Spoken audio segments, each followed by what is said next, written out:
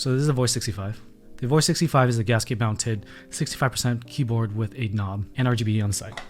The knob is exterior to the board, not on the PCB itself. It's connected by a daughter board. So you see here, got a light bar. The light bar can show the volume, but you can also control the light. There's a function right here and arrows. You can change the function of it. This one's on volume. I typically like to keep it on volume. It doesn't follow the volume bar, but it will go up when you increase the volume, go down when you decrease the volume. Can you keep the backlight off with only the LED on? Yes, the per key is off. The per key is off right here. So you can definitely turn it off. It's a lighter board, and this is the aesthetic. The brass weight is right there. You either love or you hate the brass weight. The brass weight is small, it doesn't really add too much heft. It's more on the lighter end of keyboards. The design has an obvious seam, so if you want seamless, this ain't it, fam. This is the Voice65, yes. I'm gonna clip this out for the YouTubes. It has a very low typing angle, but it is cheating a little bit. So if you look at this side, you can see that the keycaps are exposed a little. So although it has a low front height, which is here, let me pull up the front height. Let me pull up the specs real quick. Front height is 17 millimeters, typing angle 6 degrees. The weight is 1.4 kilograms. I can check what mine is built with. The materials, yeah, the plate has aluminum option as well as PE. I'm gonna mute the shark alert real quick. We'll do a sound test at the end of this little segment. 48 ounces, 3 pounds, 1.365 grams, 1365 grams, which is 1.3, 1.4 kilos. Definitely looks nice. So yeah, what I mentioned with the front height is it's cheating a little bit. So the front height is not the final determining factor. You actually need to measure to the lowest keycap what that height is from the bump on. I don't have these standard heights for a low front height board to compare with, but you can see there is definitely exposed keycap. So be aware of that. So front height is not end all be all, but it is still very low. And I actually do like it. It reminds me a lot of the Iron 165 and the typing experience on it, which is a great thing. I love the typing experience on the Iron 165. The positioning, like Machu said, the USB is a little strange. Don't know why it's there. On the outside, then we'll go in. The anno is really clean. Like, I don't really see anything wrong with this at all. Smooth, no real blemishes. Of course, they sent me a prototype unit, and I'm sure they're gonna give me a nice one. Like I said, the obvious seam and this little extra piece for the knob. The knob makes no sound. There's no clicks on it. There's no button on it.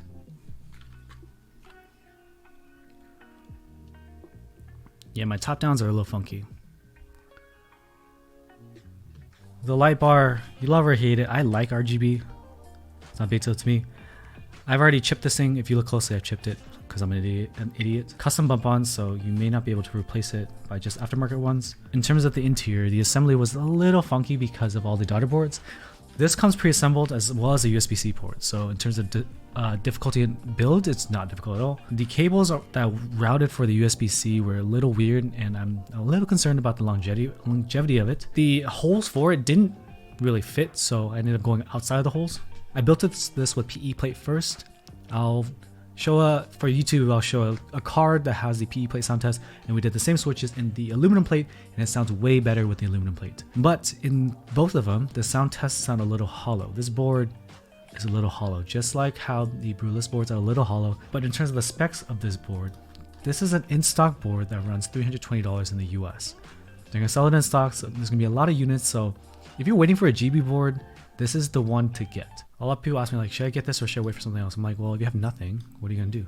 Axel has added foam and the hollow sound disappeared. I added polyfill, but I didn't do shelf liner. Did you put extra foam like shelf liner? Because I used the included foam and it didn't sound great. I did foam and then polyfill, it didn't sound great. I didn't do shelf liner because of the low front height. Eva foam will fix the hollow sound. Okay, so if you're gonna do foam, I would definitely go 1/16. Check out Axel's sound test for it then. Yeah, so this cable is really long right here, and that was the cable I had issue with. Polyfill won't truly remove like hollowness. So it comes with Hotswap as well as solder, whatever you like. I have the Hotswap here. Does the Hotswap sound worse? I don't think so. It has a rubber plate foam and a spacebar dampener, which is why, or an extra spacebar foam rubber, and that's why it sounds so good. The typing angle is low, the front height is low, so it's very comfortable to type on, especially without a wrist rest. I've been using it to game, great. The knob and this extension for the LED does make it a little bit wider, so if you're a low sense FPS player, you may hit the keyboard. That's just probably gonna happen. What I'm gonna do now is give you a sound test. I'm gonna make sure I pause music of this with the JWK Giants with GMK Moto on it. I'm only using the included foam, which is very thin, and I mentioned this in my build stream. So if you try to get something thicker, but I would not go 1/8 inch, definitely wouldn't fit. Go with 1/16 or something thinner. I'm being told EVA foam will work. And hollowness, even if you don't do the foam, hollowness isn't a killer for me if you're getting a more affordable in-stock board like the Brewless boards, like this board. So we're gonna do a sound test right now real quick.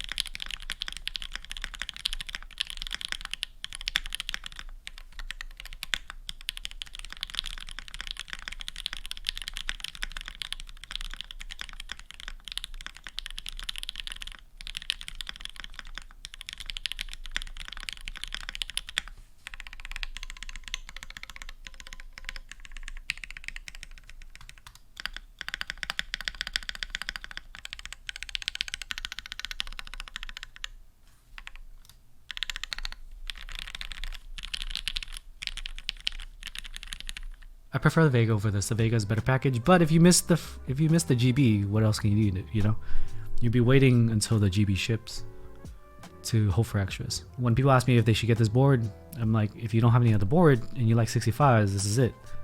You're gonna get an in-stock gasket board. There's a lot of GB options right now. Yeah, they're GBs.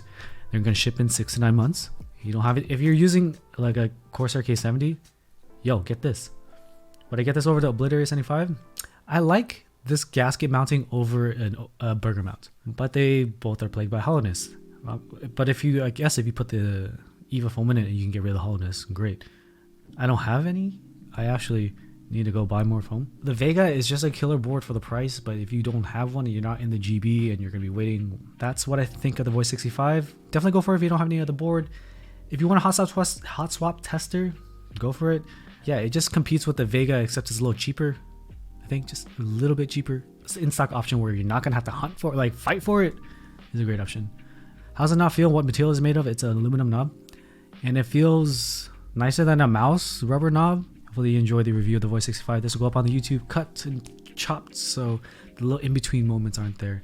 Voice65 is a hit. Is it the best board? No, but the accessibility and value price point is definitely up my alley. Vega's better, but if you don't got a Vega, what are you gonna do? Pay $600 for it? $600 Vega versus a $320 in-stock board. I'll take this, hands down.